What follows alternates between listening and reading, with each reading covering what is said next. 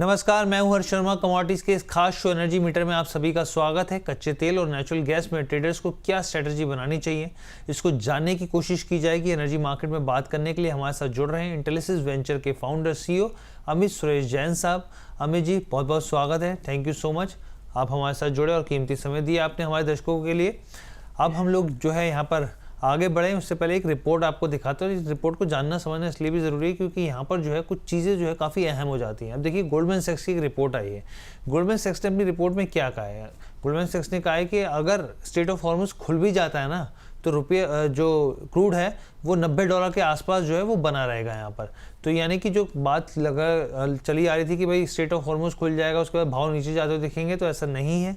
इसके ऊपर गोल्डमैन सैक्स ने क्लैरिटी दे दी है कि भाई $90 के आसपास जो है वो स्थितियाँ जो है वो बनी रह सकती है, चाहे स्ट्रेट ऑफ हॉर्मुज़ खुल भी जाए तो यहाँ पर। और अभी तक हमने देखा $100 के आसपास जो है ये बना हुआ, बल्कि उसके पार भी है। 109 के आसपास बनता हुआ देखने को मिला है हमें यहाँ पे। 118-19 तक भी जाता हुआ देखा था हम लोगों ने। अब ये देखिए कि Q4 में जो WTI क्रूड है, इनमें बताया इन्होंने कि भाई 83 के आसपास है और आगे भी जो है वो उसी लेवल के आसपास जो है वो बना रह सकता है यहाँ पे। उन्होंने कहा गोल्डमैन सैक्स ने कि मध्य पूर्व में जो तनाव है उसके चलते जो है यहाँ पर जो है तमाम स्थितियाँ आगे के लिहाज से 100 से लेकर 105 कोटक का कहना है प्रति बैरल के आसपास भी जाता हुआ दिख सकता है, जब तक स्थितियां जो है सामान्य नहीं होती हैं। यहाँ पे MCX पे भाव जो बताया गया है वो 9,400 से लेके करीब 9,900 तक पहुंच सकता है। कोटक सिक्योरिटीज़ का कहना है कि जो स्ट्रेट ऑफ हॉर्मुज़ खुलने की पुष्टि होने पर भी तेज़ी पर बिकवाली का एक मौका रह सकता है यहाँ पर। और WTI क्रूड जो है वो गिर के 80 से 85 बैरल के आसपास भी जो है वो आ सकता है। ये ओवरऑल रिपोर्ट है, इसका लब्बो लुभाव हमने आपके सामने रख दिया है। अमित सर, आप इस रिपोर्ट से कितना इत्तेफाक रखते हैं कि भाई ठीक है, अभी हम लोगों ने देखा था डिलीवरी मार्केट में भी काफ़ी ज़्यादा ऊपर प्राइजेज़ हैं। अभी 800, 108, 109 के आसपास बना हुआ है। स्ट्रेट ऑफ हॉर्मुज़ खुलने के किसी भी तरीके के आसार दिख नहीं रहे और ये रिपोर्ट कह रही है कि बंद खुलने के बाद भी जो है वो 90 के आसपास स्थितियाँ जो है बनी रहेंगी। देखिए हर्ष जी, बाजार नो डाउट अभी बुलिश है क्रूड ऑयल का, और कहीं ना कहीं मुझे ऐसा लगता है बैकएंड में कोई ना कोई स्टोरी छुपी हुई है जो आना अभी इंटरनेट पे बाकी है, जिसकी वजह से क्रूड ऑयल में एक और स्पाइक देखने को मिल सकता है। और कल हमने इसकी बात भी करी थी और कल मैंने एक आंकड़ा भी कहा था, $90 to 50 रुपीज इंडियन मार्केट में कटने के बाद बाजार में एक तेजी ट्रिगर हो सकती है। आज हम 93.50 का भाव देख रहे हैं। ओवरऑल क्रूड को अभी तो नहीं बेचना है, लेकिन 9250 रुपए के नीचे, 9200 रुपए के नीचे की स्टेबिलिटी आने पर थोड़े सतर्क हो जाना है। ये इस तरह की रिपोर्ट्स तो आती रहेंगी। ये वही बात है हर जी की, जब तेजी की गाड़ी चलती है तो अचानक से सांड पीछे भागने लगते हैं, मंदी की गाड़ी चलती है तो भालू बाहर आ जाते हैं, सांड छुप जाते हैं। तो ये तो खैर बाजार है। ब्रॉडर वे में अगर हम बात करें तो 10,000 रुपए तक एक बार टेस्ट हो सकता है। जब तक 9,200 रुपए के ऊपर स्टेबल है तब तक गिरने की संभावना कम है। 8200 तक भी गिर सकता है अगर 9200 के लेवल के नीचे अगर स्टेबिलिटी रहती है तो अभी मोटा माटी 10,200 और 8,200 के बीच का बाजार है। इसके बीच में स्पेकुलेटिव न्यूज आएंगी, अचानक से बाजार रिएक्ट करेगा, भाग जाएगा, अपर सर्किट लगाएगा। अचानक से कोई पॉजिटिव न्यूज आएगी, सप्लाई बढ़ जाएगी, कहीं तेल के कुएं खुल जाएंगे, कहीं प्रोडक्शन चालू हो जाएगा, ओपेक प्रोडक्शन बढ़ा देगा, अचानक से बाजार गिर जाएंगे। इस तरह का वातावरण अगले 3 से 6 महीने चलता रहेगा। और जब तक ये नहीं होगा तब तक वहां से वॉर में जो खर्चे हुए हैं, जो नुकसान हुए हैं, वो रिकवरी भी नहीं हो पाएंगे। तो ये करने के लिए उनकी मजबूरी बन जाएगी न्यूज फ्लो के बेस पे बाजार को चलाने की, क्योंकि क्लियर डायरेक्शन जब तक किसी के पास नहीं होगा तब तक हर कोई लॉस नहीं करेगा। और वो लोग चाहते हैं कि आप लोग लॉस करें, हम लोग लॉस करें, तब उनका मुनाफा हो। तो आपने ये चीज़ जो बताई सर, मैं चाहता हूँ कि अपने दर्शकों को भी आप थोड़ा सा और क्लैरिटी दीजिए, हमारे दर्शकों को, कि जो आप कह रहे हैं कि भाई आने वाले दिनों में 1-2 दिनों में जो है कुछ ऐसे समीकरण बदलते दिख सकते हैं जिसमें जो है क्रूड को लेकर अलर्ट रहना चाहिए। क्या स्थितियाँ आप देख रहे हैं, क्या रीड आउट कर रहे हैं? क्योंकि एक जो एक्सपर्ट होते हैं उनका जो एक कोशिश होती है कि भाई तमाम पैरामीटर के हिसाब से जो है अपने दर्शकों को उससे लाभान्वित किया जाए, बेहतर स्थिति समझाई जा सके कि भाई आगे की क्या घटनाक्रम दिख रहे हैं। देखिए हर जी, कैसा है, अभी एक बात पूरी दुनिया जानती है कि इस दुनिया का, इस पृथ्वी का सबसे ताकतवर देश यूएसए है। यूएसए के प्रेसिडेंट साहब का जिस तरह से अभी सोशल अत्याचार हो रहा है, यानी हर कोई भी उनको प्रेज नहीं कर रहा है, कोई भी अप्रिशिएट नहीं कर रहा है। इवेंचुअली घर के बच्चे की अगर बदनामी होती है तो पूरा घर बदनाम होता है। तो उसी तरह से यूएसए की कंडीशन है अभी।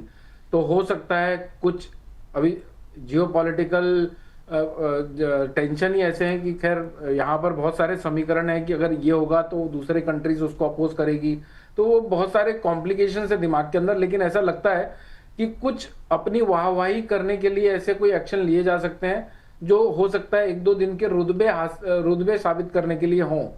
तो अभी एक्चुअली मैं खुद ही क्लियर नहीं हूँ उन बातों पे, तो उन चीजों को यहाँ रख नहीं सकता। लेकिन ये जरूर कह सकता हूँ कि हो सकता है कुछ ऐसा अनएक्सपेक्टेड इवेंट हो, कुछ हो सकता है 2-4 दिनों के लिए हो, ताकि जो उनकी बेइज्जती हुई है, जो उनका सोशल अपमान हुआ है, उसको थोड़ा सा प्रेज मिले। और वो भी जैसे वो क्या रहता है ना, डर बनाने के लिए बदमाशियां करनी पड़ती है गुंडों को। तो हो सकता है वो डर बनाने के लिए 1-2 बदमाशियां करी जाए जिसकी वजह से क्रूड ऑयल के प्राइसेस स्पाइक हो। समझ गया। अच्छा, तो फिर सर कॉल क्या रहेगी, आपका क्या मानना है यहाँ पर, क्या स्ट्रेटेजी बनाई जाए? हर जी देखिए, एक तो सबसे बड़ी बात 92 का मेक और ब्रेक लेवल है। जब इसके ऊपर स्टेबल है तो बाजार बुलिश है, ये मान के चलना है। और वो बुलिश बाजार 9700 तक जाता है, 10,000 तक जाता है, वो तो अलग बात हो जाएगी। यहाँ पर 92.25 92.30 के आसपास मिले तो हर जी 91-99 के स्टॉप लॉस से बाय किया जा सकता है।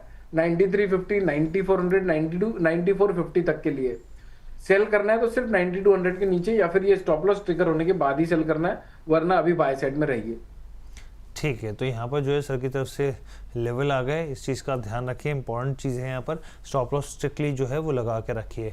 अब सर हम लोग आगे बढ़ते हैं, यहाँ पे क्रूड के ऊपर चर्चा करी, हम लोगों ने समझाने की कोशिश करी। यहाँ पे नेचुरल गैस के ऊपर आपका क्या व्यू रहेगा?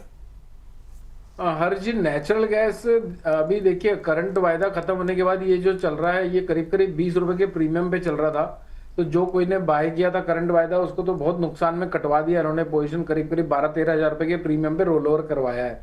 तो मुझे लगता है कि ये इसमें भी बहुत बड़ी तेजी नहीं है, लेकिन शॉर्ट टर्म में लोगों को सस्ता दिखाकर माल पकड़वाने के लिए यहाँ पर स्टेबल रह सकता है बाजार।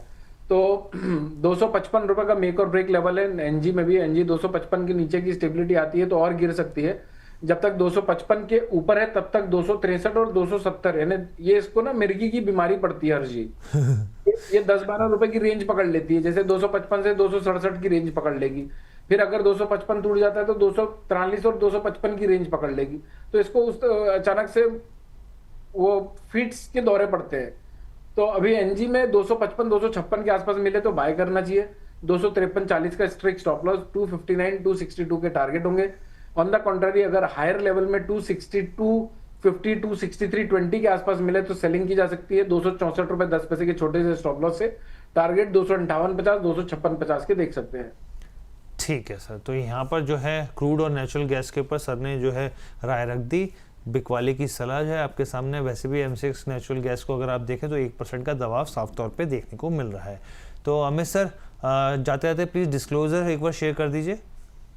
हर जी देखिए, मैं एक बात और बोलना चाहता हूँ दर्शकों को। दर्शक लोग हमेशा एक्सपेक्ट करते हैं कि बड़ी बड़ी रैली को इनकैश कर लें, लेकिन साल में 70% टाइम बाजार साइडवेज रहता है और ये साइडवेज बाजार पैसे बनाने की बहुत बड़ी अपॉर्चुनिटी देता है। तो वो 30% पे फोकस ना करके 70% पे फोकस करिए।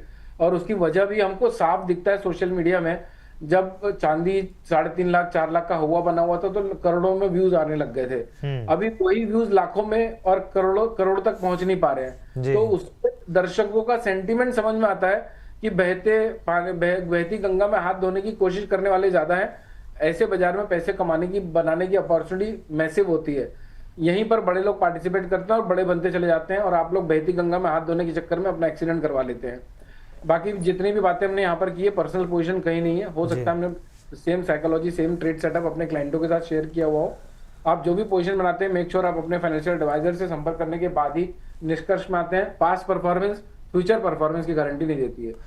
ठीक है सर, बहुत बहुत धन्यवाद sir, thank you so much हमारे साथ जुड़ने के लिए और बेशकीमती जानकारी साझा करने के लिए यहाँ पर।